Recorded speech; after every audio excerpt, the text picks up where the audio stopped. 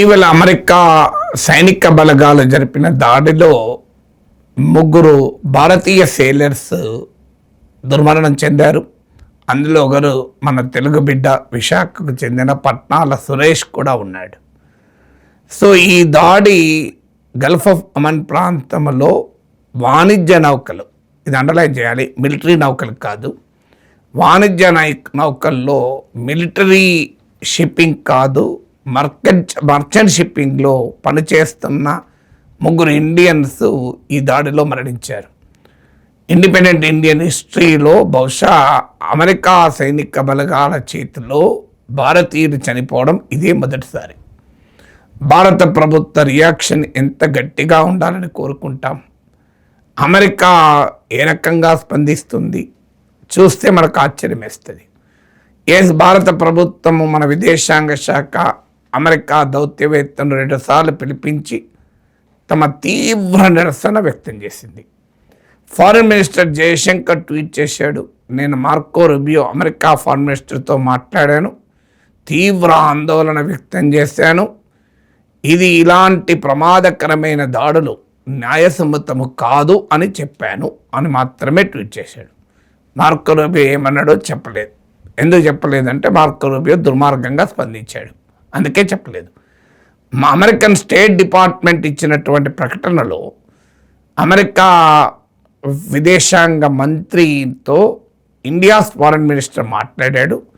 కానీ ఏమన్నాడు తెలుసా మార్కో రూబియో, అమెరికన్ ఇంట్రెస్ట్ల రీత్యా ఈ రకమైన ఈ ప్రాంతంలో భద్రతకు ముప్పుగా వాటిల్లుతున్న లక్ష్యాల పైన డిసిసివ్ స్టెప్స్, నిర్ణయాత్మకమైన చర్యలు తీసుకుంటాం, శత్రుపూరితమైన ప్రమాదాలను ఎదుర్కోవడం అమెరికా కంటిన్యూ చేస్తుంది. చూడండి ఎంత ఘోరంగా మాట్లాడాడు. America will continue to attack hostile threats.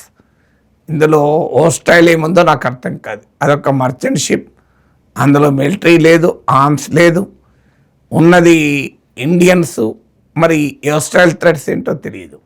Endanger the stability of the reason, ఈ ప్రాంతాన్ని భద్రతకే మనం ప్రమాదకరమట, అమెరికన్ ఇంట్రెస్ట్లకు విరుద్ధమట. ఒక మిత్రదేశం, అందులో స్ట్రాటజిక్ పార్ట్నర్, మనం వ్యూహాత్మక మిత్రదేశం, అమెరికా నాయకత్వంలో చైనా వ్యతిరేక కూటమిలో ఇండో పసిఫిక్ ప్రాంతంలో మనం భాగస్వామి, క్వాడ్లో జపాన్, ఆస్ట్రేలియాతో పాటు అమెరికాతో కలిసి, ఇజ్రాయిల్తో కలిసి I2U2 India, Israel, United States, United Arab ఎమిరేట్స్లో మనము మిడిల్ ఈస్ట్ క్వాడ్లో భాగస్వామి. అంటే ఈ ప్రాంతంలో అమెరికాకు అత్యంత కావలసిన మిత్రదేశము భారతదేశం. సో అమెరికాతో కలిసి మనము అనేక మిలిటరీ అగ్రిమెంట్లు కుదుర్చుకున్నాం, సంయుక్త మిలిటరీ విన్యాసాలకు కూడా చేస్తుంటాం. మన ప్రధానమంత్రిని డొనాల్డ్ ట్రంప్ గ్రేట్ ఫ్రెండ్ అంటాడు, డొనాల్డ్ ట్రంప్ మన ప్రైమ్ మినిస్టర్ కూడా గ్రేట్ ఫ్రెండ్ అంటారు. ఇద్దరు ఫ్రెండ్స్ నాయకత్వం వహిస్తున్న 2 ఫ్రెండ్లీ నేషన్స్ మధ్య ఈ సంభాషణ ఏంటి? So we will continue hostile థ్రెట్స్ను అటాక్ చేస్తానికి మేము కంటిన్యూ చేస్తాం, అమెరికన్ ఇంట్రెస్ట్ల రీత్యా డిసిసివ్ మెజర్ తీసుకుంటాం. అంటే కనీసము 3 భారతీయులు చనిపోయినందుకు విచారాన్ని కూడా వ్యక్తం చేయడం మార్కో రూబియో. అట్లీస్ట్ సంతాపం కూడా తెలపలేదు. ఫర్గెట్ అబౌట్ అపాలజీ, క్షమాపణ తర్వాత సంగతి. At least common sense demands a simple sympathy for the lives lost, చనిపోయిన వారికి కాస్త సంతాపం తెలపడం, అది కూడా రెస్పాండ్ కాలేదు. మన ఫారిన్ మినిస్టర్ ఏమో ఇది న్యాయసమ్మతము కాదు, ఇది తీవ్ర ఆందోళన అంటూ చాలా స్నేహపూర్వకమైన భాషలో మాట్లాడితే, అమెరికా ఫారిన్ మినిస్టర్ ఏమో శత్రుపూర్వకమైన భాషలో మాట్లాడాడు. చూడండి, friendly conversation from Jaishankar, hostile conversation from Marco Rubio. 2 మిత్ర దేశాల మధ్య ఉండాల్సిన సంభాషణ ఇది. మరి దీనిపైన ఎందుకు మరి మోడీ ప్రభుత్వం మాట్లాడతలేదు? సో ఈ జస్ట్ నార్మల్ డిప్లొమాటిక్ లాంగ్వేజ్లో నిరసన తెలపడం తప్ప మనం ఏమీ చేయలేకపోతున్నామా? ఇదే ఒక చిన్న దేశమే చేస్తే ఊరుకునే వాళ్ళమా? ఇది వేరే మనం అసలు ఏ రకంగా రియాక్ట్ అవ్వడం, ఇలా ఎందుకు జరుగుతుంది? మీకు గుర్తుండే ఉండవచ్చు, ఈ మధ్యలో విశాఖపట్నంలో మన ఇండియన్ నేవీ ఒక నావల్ ఫ్లీట్ ఎక్సర్సైజ్ నిర్వహించింది. దానికి ఇండియా ఇన్విటేషన్ పైన ఇరానియన్ షిప్స్ వచ్చాయి. ఆ తిరిగి వెళ్తుంటే ఇండియన్ ఓషన్లో శ్రీలంక సమీపంలో అమెరికా సబ్మెరైన్ దాడి చేసి ఆ నౌకను ధ్వంసం చేసింది. కనీసం దీనిపైన కూడా మనం పెద్దగా రియాక్ట్ కాలే. ఇది చూశాక ఏమనిపిస్తుంది అమెరికాకు? ఆఖరికి అమెరికా దాడుల్లో Iran top leader Ayatollah Khamenei చనిపోతే 3 రోజుల దాకా సంతాపం కూడా తెలపలే. 24 గంటల ముందు, యుద్ధానికి ముందు ఇజ్రాయెల్కి వెళ్ళి మన ప్రైమ్ మినిస్టర్ ఇజ్రాయెల్తో తన పూర్తి మద్దతు ప్రకటించొచ్చారు. ఇవన్నీ చూశాక అమెరికాకి ఏమనిపిస్తుంది? ఇండియన్ టేకెన్ ఫర్ గ్రాంటెడ్ తీసుకోరా? మరి యొక్క స్ట్రాటజిక్ అటానమీ, వ్యూహాత్మక స్వయం ప్రతిపత్తి ఉండే దేశం, ఇండిపెండెంట్ ఫారెన్ పాలసీ ఉండే దేశం, ఎంత పెద్ద దేశమైనా తమ తీవ్ర నిరసన తెలపరా? అంతకుముందు ఇల్లీగల్ ఇమ్మిగ్రెంట్స్ పేరిట భారతీయులకు బేడీలేసి ఒక ప్రిజనర్స్, అమెరికా చట్టాల ప్రకారం కూడా illegal migrants are not criminals, America చట్టాల ప్రకారం కూడా. సో అది క్రిమినల్ యాక్ట్ కాదు, సివిలియన్ ఇష్యూనే అది. సో మీకు ఇండియన్స్కు బేడీలేస్తే కనీసం మోడీ ప్రభుత్వం దాన్ని, ప్రధానమంత్రి మోడీ ఖండించలేదు. ఇండియా చచ్చిపోతున్న ఎకానమీ అన్నా మనం మాట్లాడారు. ప్రైమ్ మినిస్టర్ ఎక్కడా రెస్పాండ్ కారు. ఆపరేషన్ సింధూర్ నేనే ఆపానన్నా ప్రైమ్ మినిస్టర్ రెస్పాండ్ కారు. సో ఇవన్నీ చూశాక అమెరికాకు ఏ రకమైన మెసేజ్ వెళ్తుంది? దానికి ఐ లవ్ యూ పాకిస్తాన్ అన్నా కూడా మనం రెస్పాండ్ కాము. కేవలం డిప్లొమాటిక్ లాంగ్వేజ్లో రెస్పాండ్ అవుతాం. చాలా స్నేహపూర్వక భాషలో జయశంకర్ మాట్లాడతారు. సో ఇదే చైనా షిప్స్ మరి ఈ ప్రాంతంలో వెళ్ళడం లేదా? మీకు ఇరాన్, అమెరికా శాంక్షన్స్ విధించినా కూడా ఇరాన్ నుంచి 90% ఆయిల్ మరి చైనానే కొంటుంది కదా. మరి చైనా షిప్స్ నిరాటంకంగా ఇరాన్ టు చైనా వెళ్తున్నాయి కదా. మరి దానిపైన ఇంతవరకు అమెరికా నావల్ బ్లాకేడ్లో భాగంగా దాడి చేసే ధైర్యం చేసిందా? అన్ఫార్చునేట్లీ ఇండియా పైన దాడి చేసింది. అది ఇండియన్ షిప్ కాదు, అది ఒకటేమో యుఏఈ షిప్, అది చనిపోయిన వారు ఉన్నది. యుఏఈ అమెరికా మిత్ర దేశం, అది ఇరాన్కు వెళ్ళడం లేదు. ఇరాన్ ఆయిల్ తీసుకొని కూడా రావడం లేదు. ఇక మరి ప్రాబ్లం ఏంటి? ఇరాన్కు పోలేదు, ఇరాన్ ఆయిల్ తీసుకొని రావడం లేదు.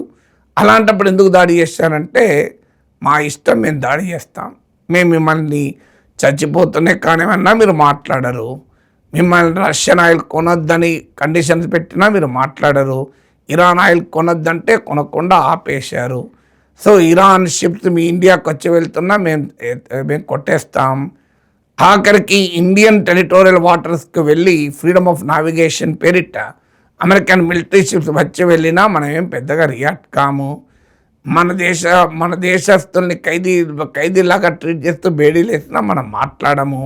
మనపై 50% టారిఫ్లు వేసినా మనం పెద్దగా రియాక్ట్ కాము. ఇవన్నీ చూసిన తర్వాత అమెరికాకి ఏమనిపిస్తుంది? ఇలాగే మార్కో రూబియో కనీసం 3 చనిపోతే కనీసం సానుభూతి పక్కకు పెట్టి విచారాన్ని కూడా వ్యక్తం చేయడు. ఇదేనా 2 మిత్ర దేశాల మధ్య ఉండాల్సిన సంబంధాలు? ఈ ఉదంతము అనేక క్వశ్చన్స్ రైజ్ చేసింది. మొదటిది ఏంటంటే, India America strategic partnership of the సెంచరీగా చెప్పారు. ఈ పార్ట్నర్షిప్ మ్యూచువల్ రెస్పెక్ట్ పైన, ఈక్వాలిటీ పైన లేదు, ఒక స్ట్రాటజిక్ అసిమెట్రీ అంటారు ఫారిన్ పాలసీ లాంగ్వేజ్లో. అంటే ఒక వ్యూహాత్మక అసమానతల పైన ఈ రిలేషన్షిప్ ఉంది. We are not equal partners to United States. America మనల్ని జూనియర్ పార్ట్నర్గా మాత్రమే చూస్తుంది. అమెరికన్ స్ట్రాటజిక్ ఇంట్రెస్ట్లకు సర్వ్ చేసే ఒక దేశంగానే చూస్తుంది తప్ప ఒక సమాన భాగస్వామిగా గ్లోబల్ ఆర్డర్లో మనల్ని చూడదు అని ఇప్పటికీ స్పష్టమైంది. మన ప్రభుత్వాలు ఇప్పటి వరకు అమెరికాతో వ్యూహాత్మక భాగస్వామ్యం, స్ట్రాటజిక్ పార్ట్నర్షిప్ పేరిట జూనియర్ పార్ట్నర్గా ఉండాలని కోరుకుంటోంది. ఇది వికసిత భారత్కు అవమానకరం అనేది మొదటి అంశం. రెండో అంశం, ఇద్దరు నాయకుల మధ్య ఫ్రెండ్షిప్ కానీ రిలేషన్షిప్ కానీ దేశానికి ఫారిన్ పాలసీ డివిడెండ్ ఇవ్వదు. ప్రధానమంత్రి మోడీ హౌడీ మోడీ, కెంచో ట్రంప్, నమస్తే ట్రంప్ అంటూ మనం మామూలుగా క్యాంపెయిన్ చేయలేదు ట్రంప్ కొరకు. ఓవర్సీస్ భారతీయ జనతా పార్టీ ఏకంగా అప్కీ బార్ ట్రంప్ సర్కార్ అంటూ ఇండియన్ అమెరికన్ కమ్యూనిటీలో క్యాంపెయిన్ చేసింది. మన ప్రైమ్ మినిస్టర్ అనేక సార్లు ట్రంప్ను పొగిడారు, ట్రంప్ అనేక సార్లు మోడీని పొగిడారు. కానీ ఇది ఏది భారతీయుల ప్రాణాలకు కాపాడలేదు. మన పట్నాల సురేష్, మన శివానంద్ చౌరాసియా, మన ఆదిత్య శర్మ ప్రాణాలకు కాపాడలేకపోయింది. అందువల్ల లీడర్స్ ఫ్రెండ్షిప్ అనేది డిప్లొమాటిక్ లివరేజ్ ఇవ్వదు అనేది రెండవ ఉదాహరణ. ఇక మూడవది ఏంటంటే, భారతీయులు చాలామంది పనిచేస్తున్నారు ఈ మర్చెంట్ షిప్స్లో. ప్రపంచంలోనే మర్చెంట్ షిప్పింగ్కు మ్యాన్ పవర్ ఇచ్చేటువంటి దేశాల్లో ఇండియా ప్రముఖ దేశం. ఈ ప్రాంతంలోనే అంటే పర్షియన్ గల్ఫ్ ఆఫ్ ఒమన్ అంటారు. ఇప్పుడు ఈ దాడి జరిగిన ప్రాంతంలోనే ఇండియన్స్ ఒక 500 మెంబర్స్ పనిచేస్తున్నారు. కానీ వీరి రక్షణకు ఏ రకమైన హామీ లేదు, వీరి భద్రతకు. ఎందుకంటే అమెరికా ఫారెన్ మినిస్టర్ ఎక్కడా చెప్పలేదు ఇక ముందు ఇలాంటి ఘటనలు జరగకుండా మేము చర్యలు తీసుకుంటామని కూడా చెప్పలేదు. పైగా ట్రంప్ అయితే ఇది ఇరాన్ దాడి చేసిందని కహానీలు చెప్పాడు. సో ఇండియన్స్ ఇన్ ఆన్ సీస్కు ప్రొటెక్షన్ ఇవ్వడంలో మోడీ ప్రభుత్వం విఫలమైంది అనేది మరో ఉదాహరణ. మనకు చాలాసార్లు చెప్తూ ఉంటారు, ప్రపంచంలో భారతీయులు ఎక్కడ కష్టాల్లో ఉన్నా, ఎక్కడ ఇబ్బందుల్లో ఉన్నా, ఎన్ని ప్రయాసలకైనా ఓర్చి మోడీ వారిని కాపాడుతాడు. ఉక్రెయిన్ వార్లో చూశారు కదా అని చెప్తూ ఉంటారు. అలాంటి పవర్ఫుల్ లీడర్ ప్రపంచ నాయకుల్ని ఆపైనా మన వాళ్ళని కాపాడతారని. మరి ఇవాళ 500 మంది భారతీయులు ఈ ప్రాంతంలో పనిచేస్తుంటే, ప్రపంచవ్యాప్తంగా సీస్ పై అనేక మంది భారతీయులు పనిచేస్తుంటే, మరి వారి భద్రతకు మోడీ అయితే ముంకిన్ హై అనేది ఎందుకు ఉండదు? ప్రపంచంలో మర్చెంట్ నేవీ అంటే వాణిజ్య నౌకలకు మ్యాన్ పవర్ సప్లై చేసే రెండవ పెద్ద దేశం భారతదేశం. అంటే second largest contingent of man power on the merchant ships from India. So అందువల్ల వారి సేఫ్టీ ఎంత ముఖ్యమో మనకు అర్థమవుతుంది. ఇక 4వ పాయింట్ ఏంటంటే, ఒక సూపర్ పవర్ కావాలనుకునే దేశం ఎంత బలమైన దేశమైనా గట్టిగా స్పందించాల్సిందే. ఇండియన్ ఇంట్రెస్ట్, మన సెల్ఫ్ రెస్పెక్ట్ పైన, మన అటానమీ పైన, స్ట్రాటజిక్ అటానమీ పైన అటాక్ చేస్తే, ఇదే బంగ్లాదేశ్, మాల్దీవ్స్ లాంటి చిన్న చిన్న దేశాలు ఏదైనా చేస్తే మామూలుగా రియాక్ట్ కారు. జాతీయ భావోద్వేగాలు ఎలా వస్తాయో మనం చూసాం మాల్దీవ్స్ విషయంలో. బంగ్లాదేశ్ విషయంలో ఒక క్రికెట్ ప్లేయర్ విషయంలో ఏ మేరకు జాతీయ భావోద్వేగాలు రగిలాయో చూసాం. మరి ఇవాళ అమెరికా 3 భారతీయుల్ని పొట్టన పెట్టుకుంటే, అమెరికా మిలిటరీ, అమెరికా సైనిక బలగాల అన్యాయంగా, మరి ఆ భావోద్వేగం ఎక్కడ పోయింది? ఆ జాతీయత ఎక్కడ పోయింది? స్ట్రాంగ్ మ్యాన్ మోడీ ఇమేజ్ ఎందుకు ముందుకు రావడం లేదు అనే ప్రశ్న మనకు సహజంగానే ఎదురవుతుంది. వికసిత భారతదేశం బలహీనంగా ఉండరాదు. చూడండి, చిన్న చిన్న కంట్రీస్, మనకన్నా బలహీనమైన దేశాలు అమెరికా విషయంలో ఎలా స్పందిస్తున్నాయి. Friendship is friendship, we need friendship with America. అక్కడ ఎలాంటి డిస్ప్యూట్ లేదు. అక్కడ we love American society and people. కానీ అమెరికా ప్రభుత్వ విధానాల్ని ఖండించడంలో ఏమాత్రం వెనకాడద్దు. టారిఫ్లు విధించినప్పుడు జపాన్, సౌత్ కొరియా లాంటి మిత్ర దేశాల ప్రైమ్ మినిస్టర్స్ అన్ని రకాల చర్యలకు మేము సిద్ధమని ప్రకటించారు ఏకంగా. మీకు అలాగే సౌత్ కొరియన్ గవర్నమెంట్ అయితే తమ కంపెనీలో పనిచేసే ఉద్యోగులు మేము తీసుకెళ్ళిపోతామని హెచ్చరించాయి. కెనడా ప్రైమ్ మినిస్టర్ ఏకంగా అమెరికాను నిలదీశాడు. గల్ఫ్ ఆఫ్ మెక్సికోను గల్ఫ్ ఆఫ్ పేరు మారుస్తానంటే గల్ఫ్ ఆఫ్ అమెరికాగా మార్చి వాటి బ్యూటిఫుల్ నేమ్ అని ట్రంప్ అంటే, మెక్సికో ప్రైమ్ మినిస్టర్ ఇప్పటికీ తన ఎగుమతులకు ఎక్స్పోర్ట్స్కి అత్యధికంగా అమెరికా పైన ఆధారపడే దేశం.